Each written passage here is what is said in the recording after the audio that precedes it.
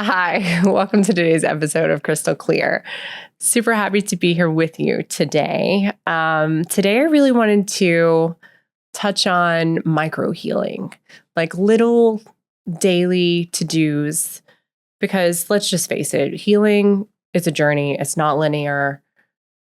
Growth, whether it's healing, whether it's growth, whether it's personal empowerment, like whatever mission you're on in life, thinking long term and manifesting, it's great to think and manifest like where ideally you want to be.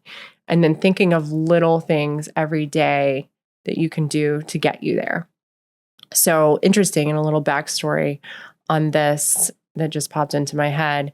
When I was a little girl, I experienced quite a bit of loss. Like I lost my father, and then I lost some grandparents. I've lost friends. And I remember being at funerals and hearing people do the sermons and the eulogies and things like that. And it sounds kind of morbid, but I remember thinking like, I want to write my own funeral. Or like, what do I want people to say about me when I pass away? Like, what are they going to say? I mean, this is since I was like a tiny little girl.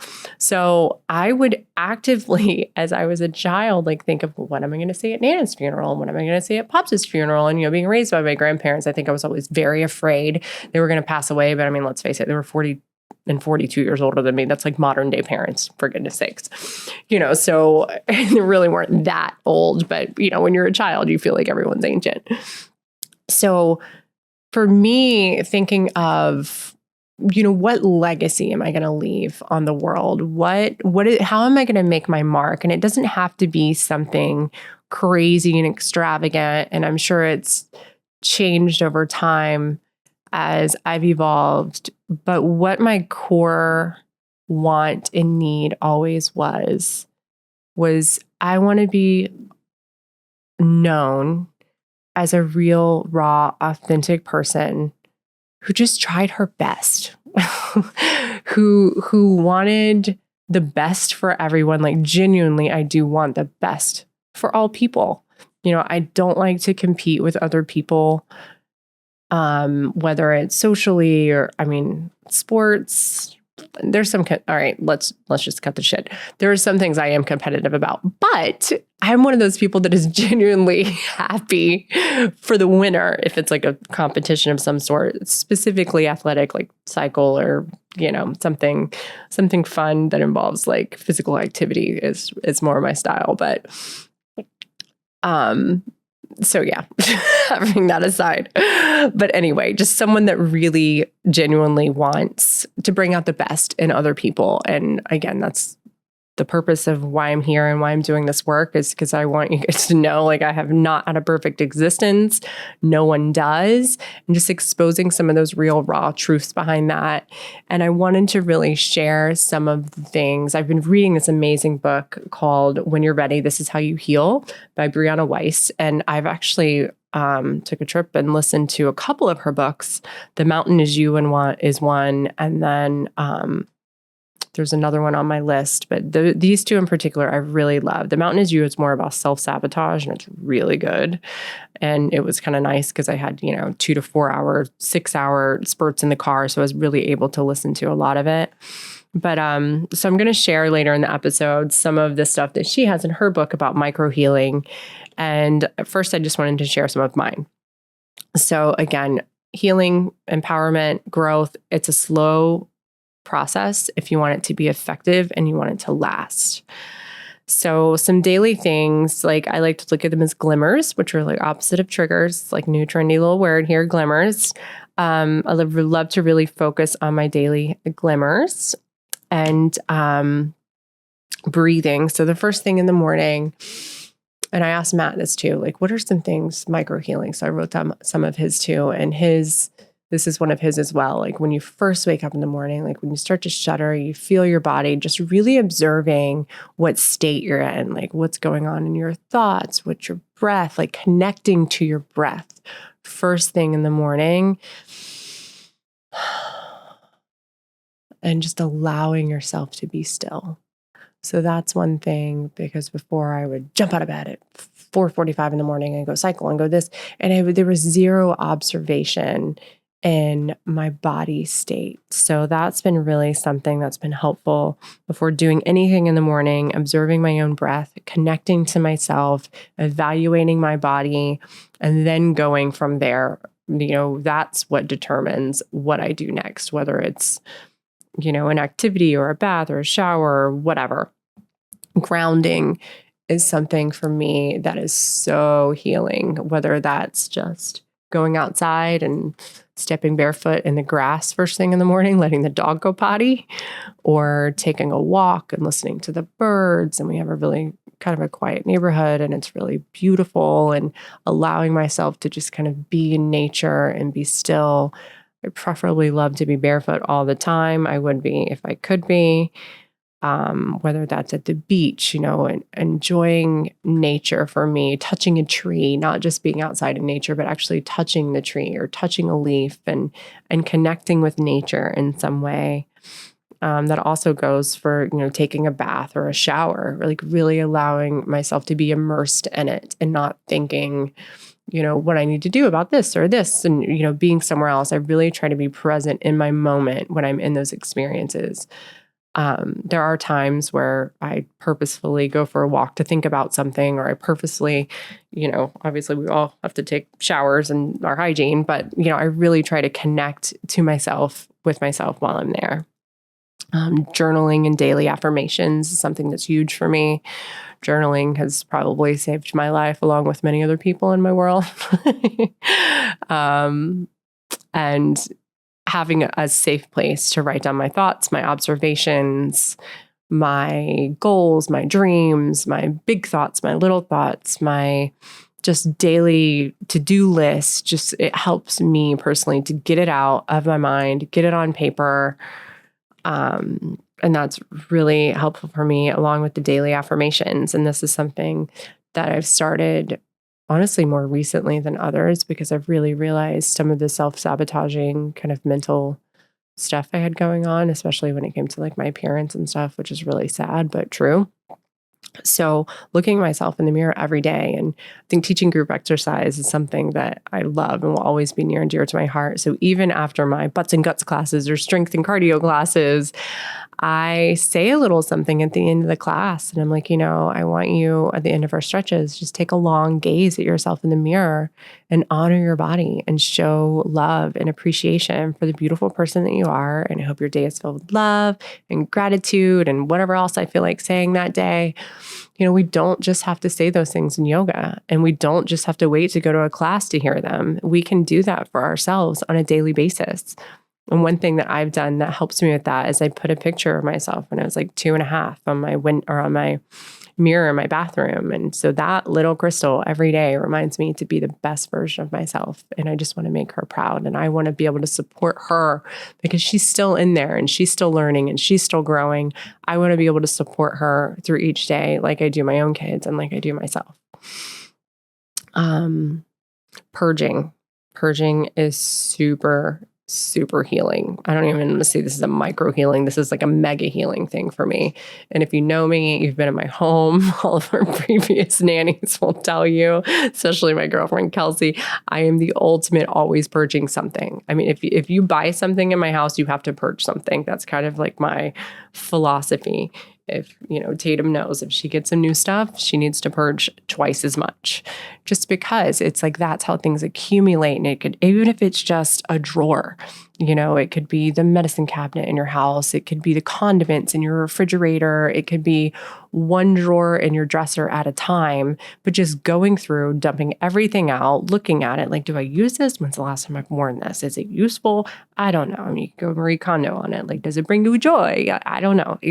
Whatever it is, but just purging is such a big deal. And this is something, actually, I was out of town for a week and Matt did. He purged the garage. And it's like having that time and space to himself. I think he felt safer to just go and just purge it all. And it's better for him not to do it because then I'm not there micromanaging. Like, well, where are you putting that? And where are you going to do that? And guess what? Because when it's gone, I feel so much better too. So just let him do his thing. Let him purge. But again, even if it's one cabinet, one drawer at a time, for me, keeping my car clean is a huge thing because I am in and out of my car all the time. I have kids rotating in and out of my car all the time. Some are mine, some are not. Sometimes we have to eat on the fly. So making sure that I tidy up, because I do like to have a clean house and I do like for things to be where they are. However, we do live in our home and I want my house to be a livable home. The kitchen is a non-negotiable, making sure the dishes are out of the sink every night and it's clean. But my car is a really big deal to me because I've realized in myself over the years that really kind of determines how I feel when I get out of it. So if my car's got a bunch of stuff everywhere, which sometimes it does because I go from the office to the gym to this to that. And so I have yoga mats and gym shoes and extra changes of clothes and bags and hair dryer. There's all kinds of stuff I might have in my car at any particular time because I'm all over the place sometimes. A 3-year-old and he has his own little basket in my car and he has his stuff that he can play with when he's back there and whatever. So I just try to keep everything tidy. That's really important for me. And that really helps me is to keep my vehicle clean. Meditation is so huge. And honestly, it doesn't have to be sitting Buddha style for 30 to 45 minutes. It can be 30 to 60 seconds of clarity for yourself a day, whatever it is, whatever ways that you like to meditate, but it's really more about finding that stillness for yourself and your mind and your body and your spirit and allowing it to just be, allowing yourself to just be. And I really, if I am going to do a longer meditation, I like to do guided meditations because I feel like that really helps me dive a little deeper and not allow my thoughts to take over because, again, big life, a lot going on. I don't really have that ability yet to be able to sit and just dive deep into a meditation all on my own. I prefer guided or yin yoga. I've really been really loving this yin yoga class I've been taking recently at Body Heat in Sarasota. It's amazing. We actually went through all the different chakras and she started with the root and we've gone up each chakra every Wednesday. And it's been really phenomenal because it allows, in yin yoga, if you've ever done it, you do like 5 poses, but you hold them forever. And in that stillness of some of those poses is where I am so challenged, but grateful for the challenge because again, it allows me that opportunity to find my stillness. And I really have no choice. I mean, I guess I could shuffle around, but I'm, again, kind of competitive like that. But yeah, meditation, finding what works for you. It could be a walking meditation and leaving your phone. It could be, when you would normally be doing something and checking your phone every day, when you walk into a room, leaving it. Like when you go to the restroom, leave your phone out. Like just go to the potty and just go. When you go into the shower, going by yourself without listening to music and little ways you can kind of add that stillness and just ability to observe yourself and your body and allow your mind to just go and flow and not actively be thinking of your thoughts. Another big micro healing thing I found is it's really satisfying for me is cleaning out emails and contacts and messages on my phone. So decluttering stuff like that it's really rewarding for me and I really dig it. Selling or donating items and giving it to friends or charity. I'm the ultimate, that is my job, let's face it. So for Belle's in the community outreach and philanthropy coordinator. So it is my job to organize where all of the charity goes and things like that. But I literally manage my household the same. Like Mom will go to throw things away and I'm like, wait a second, I can donate that or I can give it away. And but if you're not about donating and you have a lot of, stuff on hand, sell it. Like make some money if you need it off of your things that are just lying around that you don't utilize anymore. And you'll find that there's reward in that. Like someone else will use it, Facebook Marketplace, wherever. People snatch that stuff up in a second. So I clean out my closet a lot because again, if I buy something new, I have to get rid of something. So depending on the items, sometimes I'll donate them to close friends. So if I know if I really, really need this outfit again, I can always borrow it back from her. Or I just do a whole haul and donate a lot to charity, and that's fine too, so just find what works for you. But it's really satisfying to be able to donate and purge, and teaching your kids to do it. If they get new toys or new things. I mean, I feel like we collect so much stuff, and it's like, how do we do this? Because we're not actively shopping and stuff all the time, but it just happens, especially in garages and stuff like that. Just clean it out. If you haven't used it, clean it out. Pantry, condiments, expired things, medicine cabinet, like that's just, get rid of it all. Daily gratitude. For me, a big micro healer is just doing my daily gratitude affirmations. I have a couple friends that will send each other the daily gratitudes, or we in my tribe thread, we send them. I've kind of got away from it recently, so I think after this I'll send it to them. But for me, I really like to either first thing in the morning, midday. Sometimes I talk to myself on my walks. And I'm just consciously like, I really appreciate all the hard work you're doing. You're doing a great job. It goes along with those affirmations. Usually my gratitude and my affirmations kind of run together. And expressing gratitude to others. There's a lot of people in my life I'm grateful for, and I really like to express that on a regular basis.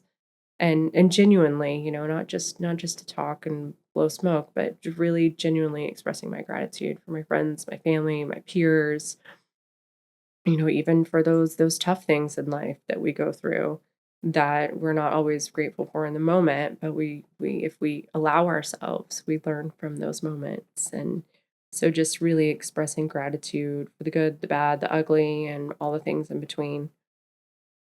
One thing I've done that I found really healing is I wrote myself, and I've written several of them since.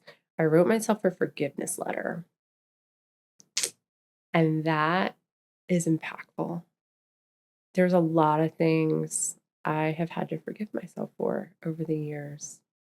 Um, whether it was decisions that I made or chances I didn't take, chances I did take, and it all worked out to be the beautiful life that it is now. However, I wasn't able to feel the beauty and see the beauty until I was able to take those steps back and forgive myself and allow myself to feel through and process through some of the old stuff that I still held some shame for, or guilt, or remorse, or unforgiveness, or, and writing someone else forgiveness letters is huge.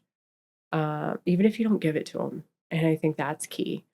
Sometimes we get into a place where we're ready to take the next step and forgive, but we still have a layer of fear or resentment or whatever it is. But I think it really boils down to fear of exposing our vulnerability.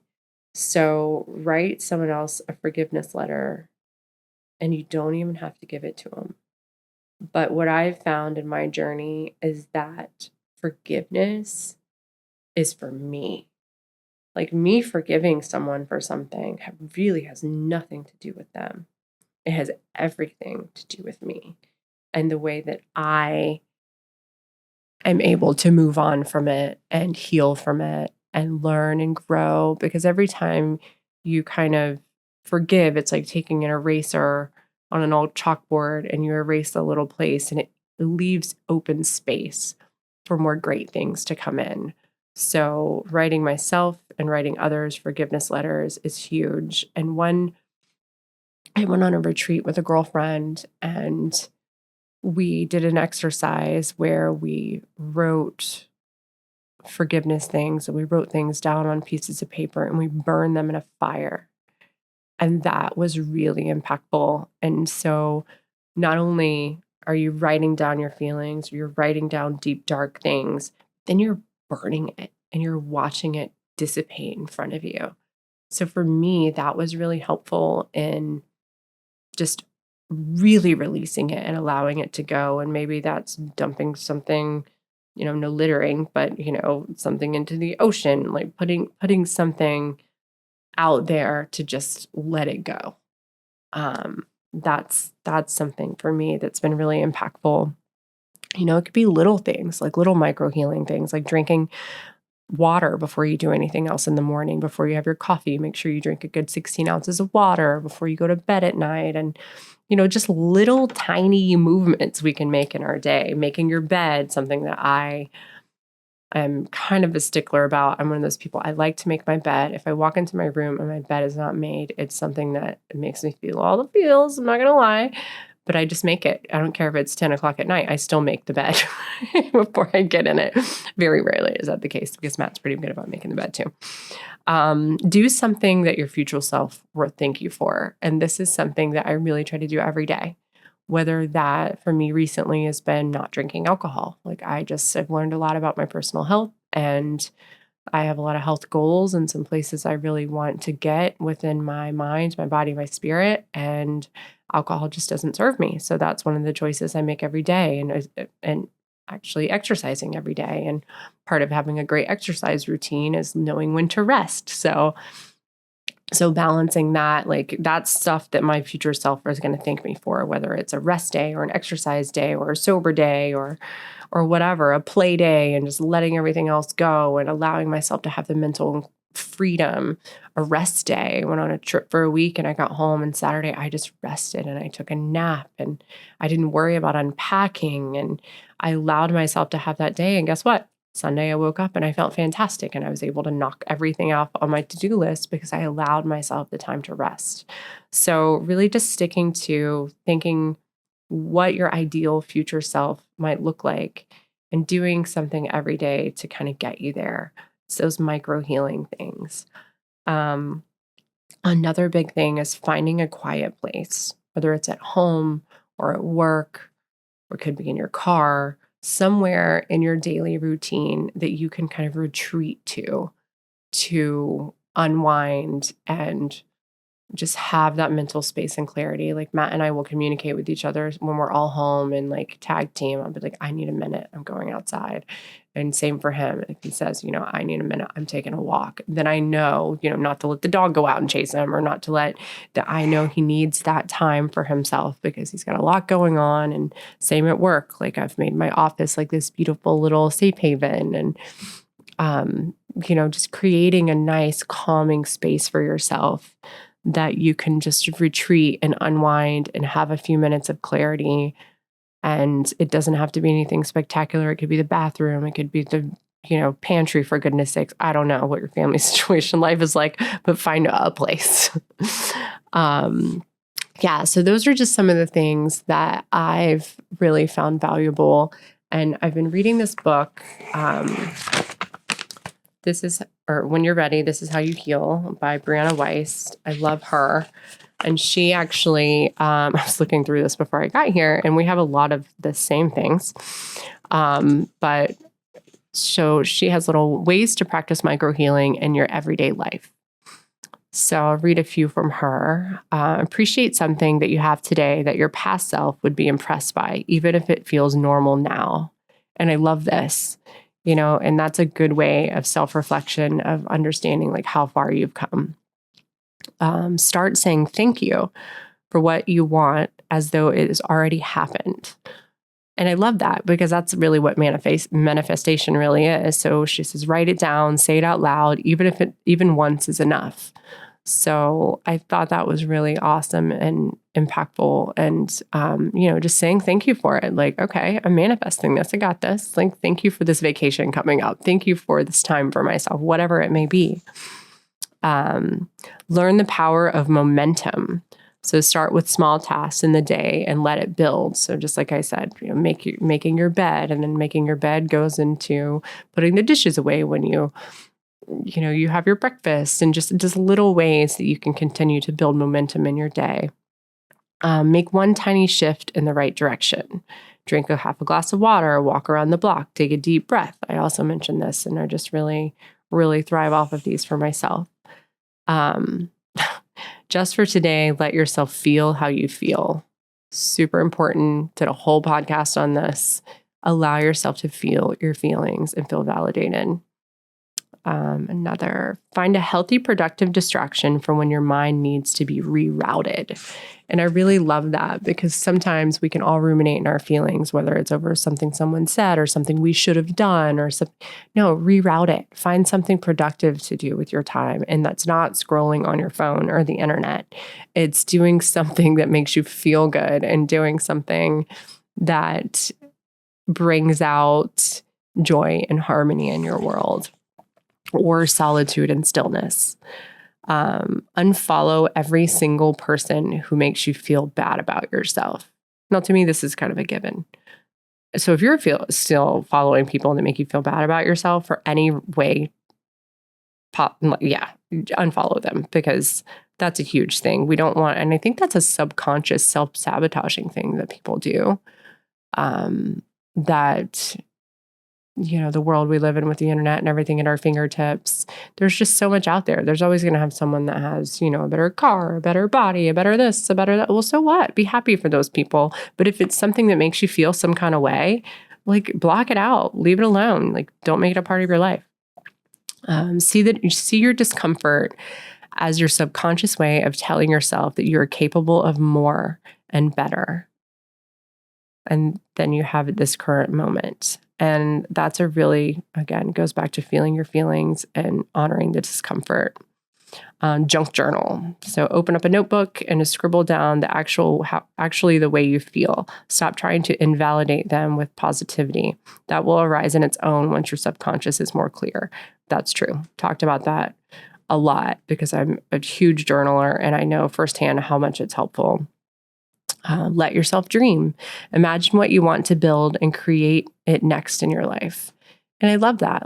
It's okay to dream big and have goals, but go along with what would set you up for living that type of life in a healthy way. And if there's something you need to change in your life, start today. Look for new jobs. Write a letter to someone you need to apologize to. If time is not resolving the matter, then maybe time is waiting on you. So, taking the next step to make your new moves. Don't believe everything you think. That is huge because we can all get wrapped up in what we think and it's not necessarily true. It's just our own perspectives and perceptions. And yes, so not believing everything you think. Do not trust everything that you feel. Also true. We have deep underlying stuff. We have childhood wounds. We have all the things. So you don't always trust those feelings. Think back on everything you worried about and turned out to be nothing, and how sometimes our fears lead us to believe the worst thoughts are most real.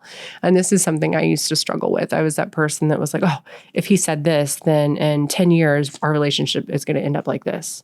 Or, I would have this psychic way of thinking that I would just predict everything was going to happen because of 2 incidents that happened. And you can't do that because you drive yourself crazy. I mean, you can do it, but you'll drive yourself crazy. I know that because I kind of did. Think back on all those times you had strong, overwhelming feelings that you didn't really understand and realize that sometimes you just had to learn how to let them pass. And I did a whole episode on validating feelings on this. You're feeling your feelings, allowing them to pass and letting it go. We have the choice. There was a quote that I heard one time that's we wouldn't rummage through yesterday's garbage to make tonight's dinner. And that's so true. So allowing feelings or whatever to pass through and we make the choice if we want to bring it into the next day or not. Do something each day that helps you get to know yourself better. And I love this because we're constantly evolving, we're constantly changing, and we constantly need to get to know ourselves. If we put so much of our lives out there for others and what we want them to see and what we want them to, their perceptions of us, but who are we? Who am I really? I'm Crystal, who likes to walk around barefoot, who likes to be out in nature, who loves to give back to the community, who loves to socialize, who loves to exercise, who loves her, I'm a lot of different things, but it's taken me a while to get to know myself and to really understand where I'm most comfortable and how to balance that. Spend time with people who understand you. This is important. Your social circles and the people you hang with really matter. If you surround yourself with a certain type of music, you're going to, there's messages in that music. If you watch certain types of movies, like I cannot watch violent movies anymore.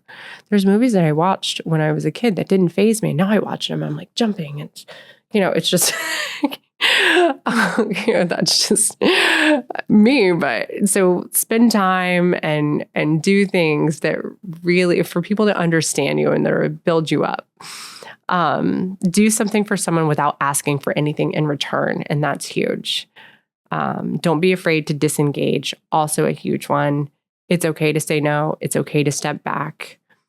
Read something that makes you think about the world differently. I really love this because I think we all need a little breath of fresh air sometimes.